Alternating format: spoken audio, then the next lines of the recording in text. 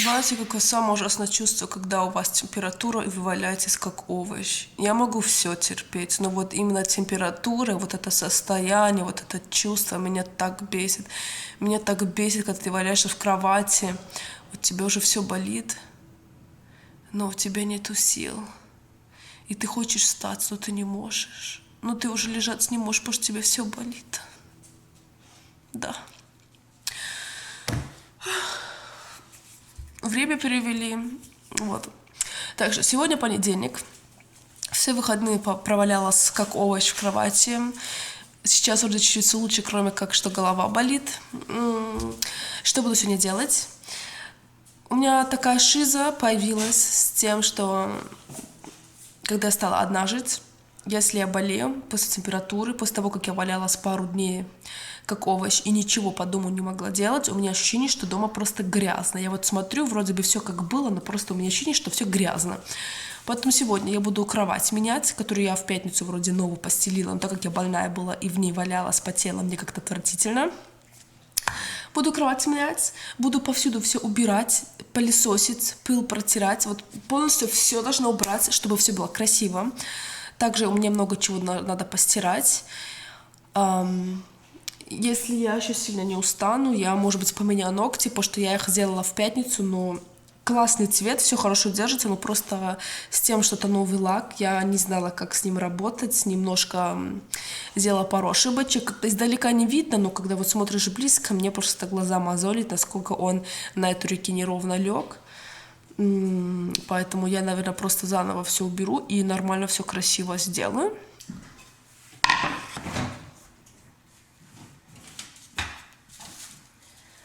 Дорогие друзья,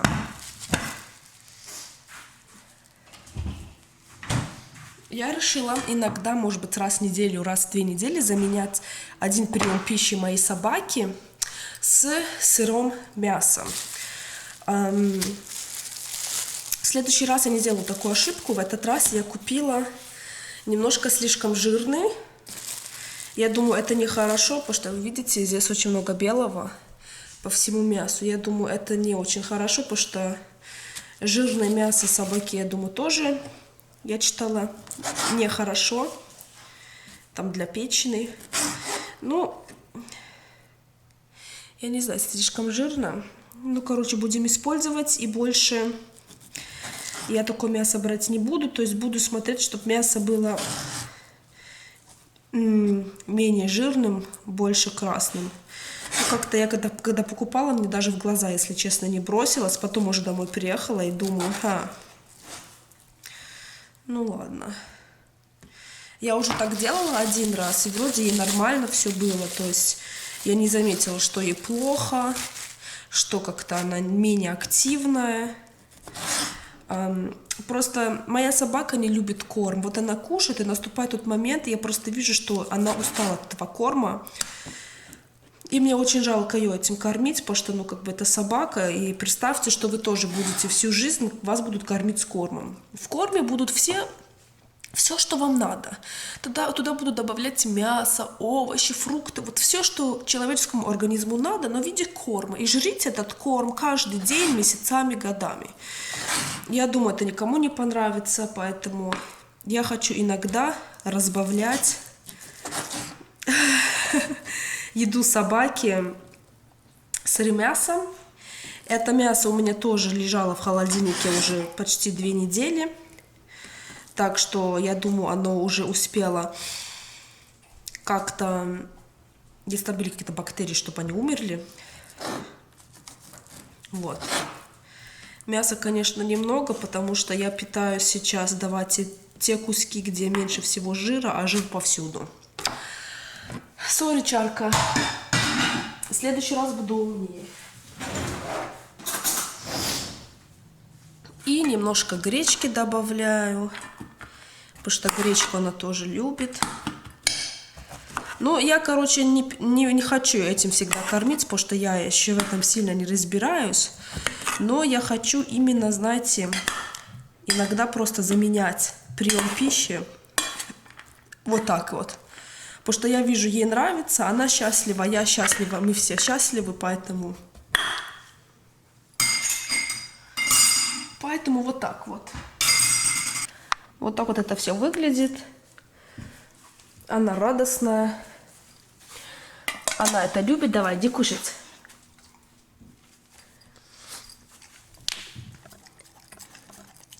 Главное, вынюхивает мясо. И в первую очередь хочет кушать мясо, а потом уже гречку.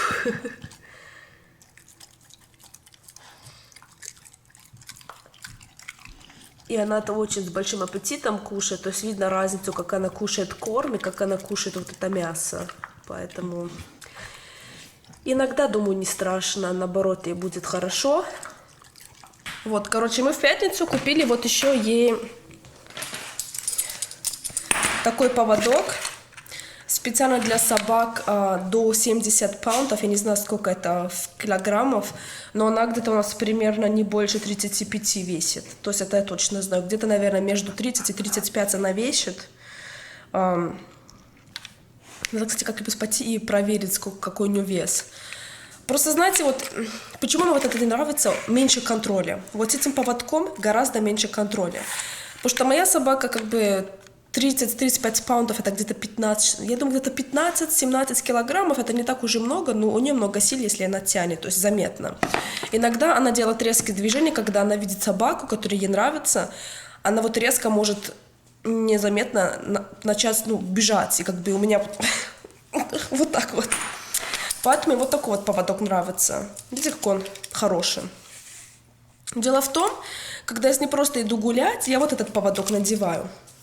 Когда я хочу с ней идти гулять и давать ей много места, чтобы она могла сама ходить, нюхать, залезать в кусты, с этим поводком это не пойдет, потому что я как собачка должна за ней бегать. То есть она хочет пойти в кусты, так как этот поводок такой короткий, мне приходится с ней как собачка тоже идти в кусты, чтобы она могла пойти понюхать. Для этих случаев у меня был такой же поводок, только, наверное, на 10 раз длиннее. И вы знаете, как это неудобно? Я вам сейчас, кстати, его покажу. Короче, вот такой вот у меня поводок, длинный. Если как бы с ней играть или тренировать, этот поводок классный. Но представляете, если, скажем, этот поводок на нее одеть, и она вот ходит, и каждый раз, когда она возвращается, поводок на полу валяется, и я каждый раз должна вот его вот так вот брать. Неудобно, да, потому что собака то ко мне, то и далеко идет, то ко мне возвращается, то далеко, и каждый раз я его должна этот поводком делать длиннее и делать короче, вот эти все лишние движения, это бесит. Как бы для тренировки, чтобы играть, поводок классный. Но так, чтобы с ней ходить гулять и давать ей немножко, чтобы она могла идти подальше от меня, и в то же самое время, чтобы мне не приходилось за ней идти, и в то же самое время, чтобы было удобно обратно делать, мы вот этот поводок купили. Вся история. Я такие поводки вообще не люблю, не могу терпеть. Они лично для меня подходят для маленьких собак. Когда у вас маленькая собачка, да, такой поводок оптимален. Но когда чем больше собака уже кажет, чем больше, тяжелее собака, мне кажется, такие вот поводки самые оптимальные, потому что вы больше контроля имеете. Вот вы чувствуете, у вас больше контроля. Вот с этим... Но зато он хороший, как я сказала, когда мы с ней идем гулять, я хочу ей дать больше радиуса, больше места, чтобы она могла сама идти подальше от меня, лезть в кусты, нюхать, узнавать, чтобы мне не приходилось каждый раз за ней ходить, как собачка. Он хороший. На завтрак у меня подогретая ватрушка и чай у меня... Фрüchtegеnuss от Тейканы. Купила у арабов, да. Почему-то арабы продают немецкий чай Тейканы, а в русском магазине я, по крайней мере, не видела Тейканы, а у арабов у них даже там несколько вкусов. И один из моих любимых, или я знаю, сестрички очень любят Früchte-Tee. Фруктовый чай очень вкусный, с медом. Сейчас буду его пить и кушать свою подогретую вкусную ватрушку. После болезни решила, надо себя привести в порядок, так что ногти сделала, маску нанесла. Надо делать еще педикюр себе. Выпила витаминки свои, сейчас буду пить мультивитамин, который у меня еще из Германии. Знаете что? Я так скучаю.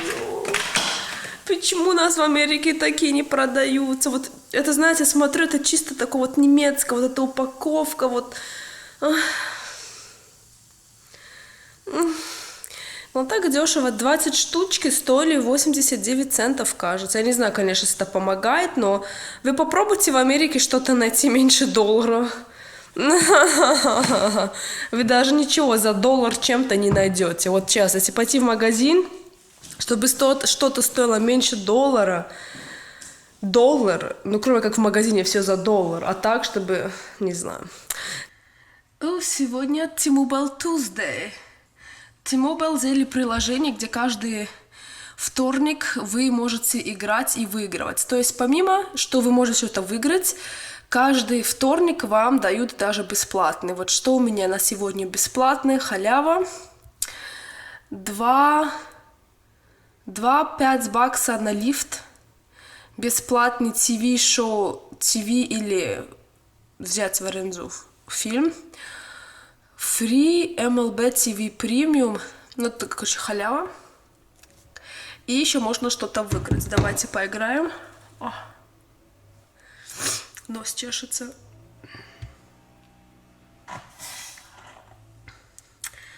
То есть я сейчас могу играть. Если я выиграю, я могу выиграть в Чипотле на весь год. Чипотле для 20 друзей. Чипотле динер на 2. Фри чипс и гуакамоле. Наверное, будет фри чипс и гуакамоле. Я никогда не выигрываю ничего нормального. Так что...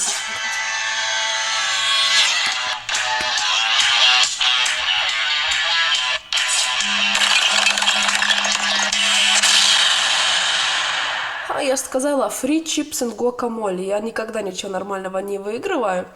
Но нормально, зато вот халявно можно пойти и взять free chips. Это вот вся халява, которую я могу пойти и взять, получить. Да. Это, кстати, кажется, T-Mobile только по Америке делает. Поэтому прикольная вещь, приятно каждый вторник, хоть радуешься, ждешь вторник, чтобы поиграть. Как бы мелочь, но приятно.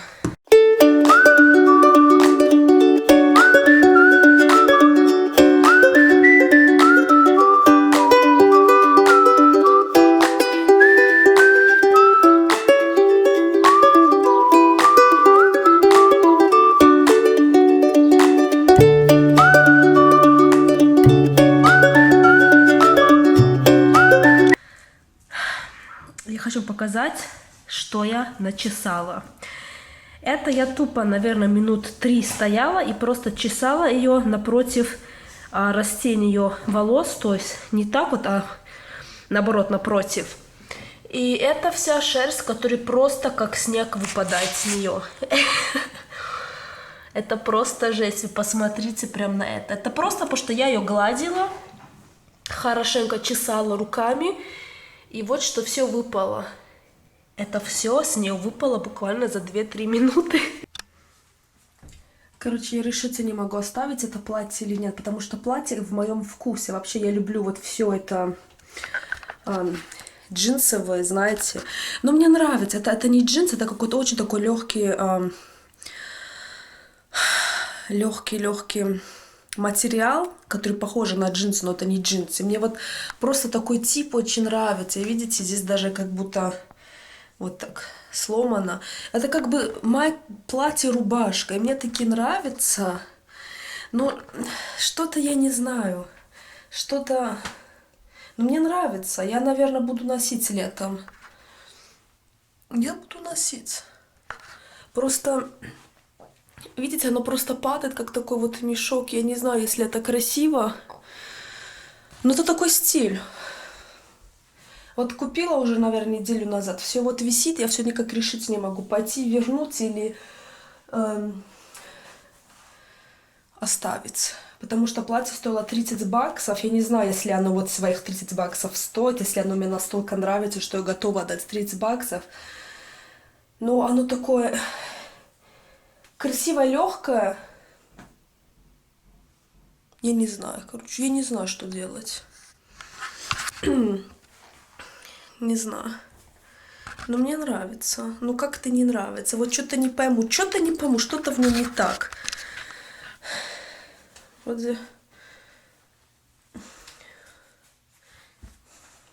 У вас бывает такое, что вы покупаете вещь, вроде она вам нравится, вы ее одеваете, но вы как-то не уверены. Вот вы смотрите, вы не уверены. Я вот смотрю, я не уверена. Либо мне вот это здесь не нравится, что как-то слишком вот широко, и оно как-то из моих плечей что-то делает стрёмное. Не пойму. Знаете, что я вам хочу сказать? Последний случай, который со мной случился, что я на регистраторе засняла. Не могу сказать, что я теперь боюсь ехать на машине. Это не так, но какой-то маленький неприятный осадок остался. И я неделю не садилась в машину. Ну, как бы я на выходных болела. Потом после выходных как бы я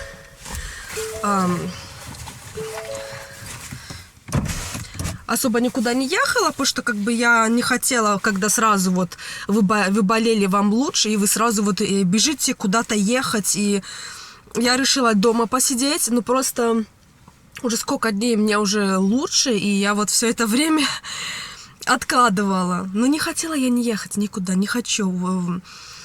Не боюсь, но просто, знаете, думаю, а вдруг опять такой придурок не попадется.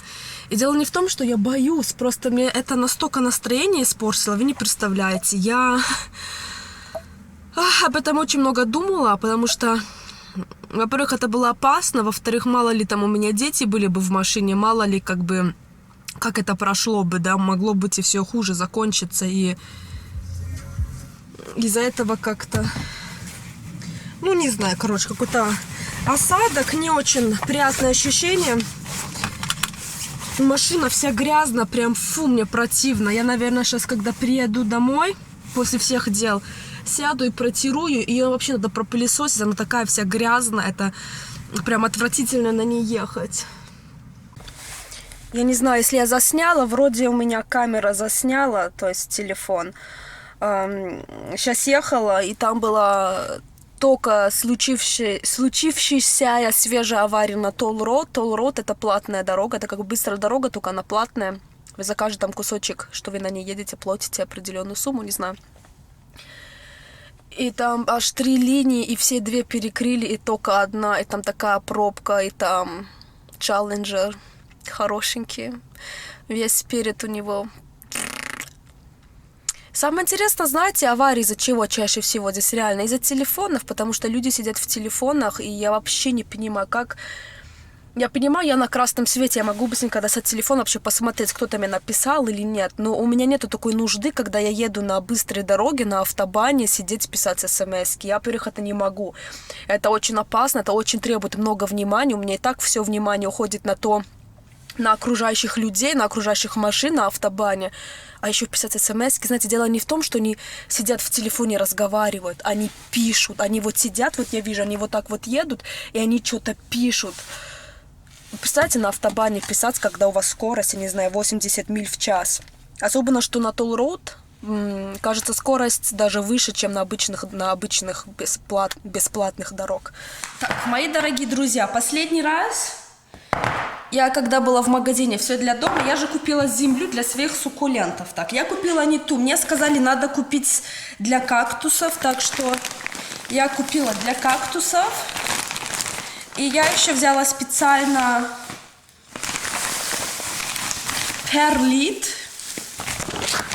И сейчас еще купила такой вот кактус, посмотрите. И сейчас я, короче, буду пересаживать свои цветочки в нормальную землю, потому что я думаю... Может быть, из-за этого некоторые из моих цветков уже как бы начинают портиться. Но я не знаю, если они портятся, ну давайте я вам объясню, почему я так думаю. Сейчас, если я... Ай! Ай, ты как-то сволочь! Ходи! Надо ж так сделать тупо. Помните, я купила тогда цветок, который называется Perle von Nürnberg, вот что с ним стало. Он был весь полный, вот он такой, все листья обломались. Ну, вроде сверху растет, но я не знаю, если это нормально. Потом, помните, вот эту вот который купила в Trader Joe's. Все листья обломались. Я не знаю, если это нормально. Так что я сейчас буду их всех садить в новую землю. И надеюсь, это поможет. Мексиканцы приехали чистить наш коридор.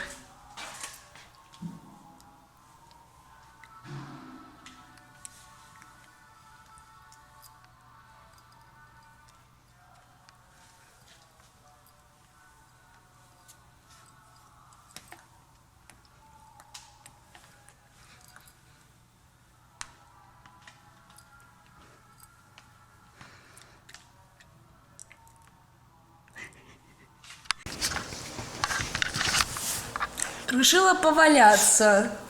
Ну, как всегда, без нее. Без нее не могу валяться. Она должна везде со мной быть. Я была на тренировке сегодня. Я буквально, может быть, минут 40 назад вернулась, уже садила в душ, поела.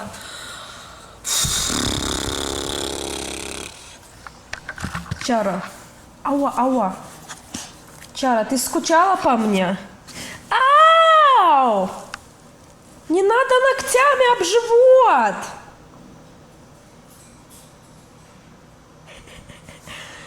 Я не ругаюсь, Чара. Не ругаюсь. Ой, ты моя сладкая. Ой, ты моя хорошая, красивая. Пупся. Пупся моя. Ну, короче, вот, я позанималась и...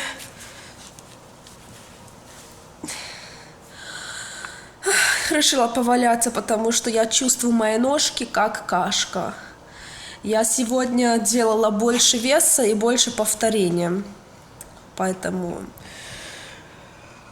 посмотрим, если к вечеру или завтра будет очень сильно все болеть. Я думаю, сильно болеть не будет, но будет заметно. Я сейчас чуть-чуть отдохну. Подожду, пока волосы высохнут, потому что я хочу с собакой пойти хорошенько прогулять здесь, дать ей походить, понюхать, побегать. И с мокрыми волосами я не буду рисковать идти, хотя не так уж и холодно, но я как бы недавно болела, поэтому... Чара. Валяюсь я на диване с компьютером. Я всегда слышу в наушниках там YouTube, сериалы, не знаю, что я там смотрела на YouTube в наушниках. И, короче, что-то муж сказал, я наушники вытащила. И он что-то мне сказал, я послушала, и потом я нажимаю, чтобы видео начало играть, но я не засовывала наушники обратно. И я такая сижу, смотрю. Видео играет, но звука нету. Я не поняла, почему звука нет. Начинаю, короче, наушники убирать с компьютера, заново тыкать, заново включаю видео. Я все никак ничего не слышу. Я вот так валяюсь, наверное, минуту. Я вот не понимаю, почему ничего не слышу. Опять вытаскиваю наушники, заново их сую в компьютер, включаю видео, ничего не работает. Я уже, короче, зову мужа. Говорю, Бег, сделай мне компьютер, у меня не работают наушники. И муж на меня так смотрит. Я говорю, сделай мне, пожалуйста, я хочу смотреть, у меня наушники перестали работать. И пока я это говорю, я на него смотрю, я понимаю, что эти наушники все это время лежали вот здесь. Они не были у меня в ушах. Конечно, я ничего не слышала, потому что они не были в ушах. А я как эта тупая сижу вечно, нажимаю play, делаю стоп, нажимаю play, делаю стоп. И не понимаю, почему вот видео играет, а звука нету. Да, Виктория. Не было бы плохо, если ты просто наушники в уши засунула. Конечно бы ты что-то услышала, а так, конечно, ты ничего слышать не будешь. И просто мне так жалко, что в такие моменты просто никто меня не снимает, потому что такие моменты, где случаются очень стрёмные вещи со мной, достаточно часто. Но их никогда никто не снимает, потому что муж меня не снимает, я сама себя снимаю. Конечно, в такие моменты я же не понимаю, что мне надо достать камеру, потому что сейчас произойдет что-то сверхклассное, чего надо заснять, чтобы люди поугорали. У нас уже вечер, короче. И я вам хочу рассказать историю, еще одна история, которая типична Виктория, одна история из моей жизни. Не качайте пресс живота, если у вас кашель.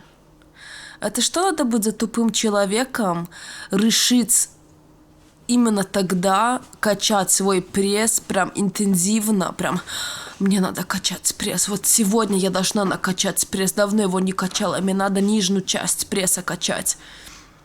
Когда вы после температуры, у вас болит еще горло, и вы кашляете каждые 3 минуты. Как можно додуматься качать пресс? Теперь я кашлю, знаете, как это по-адски болит? Это только я могла сделать. Это только мне могло бы такое прийти в голову, потому что я не думаю, у меня голова не думает.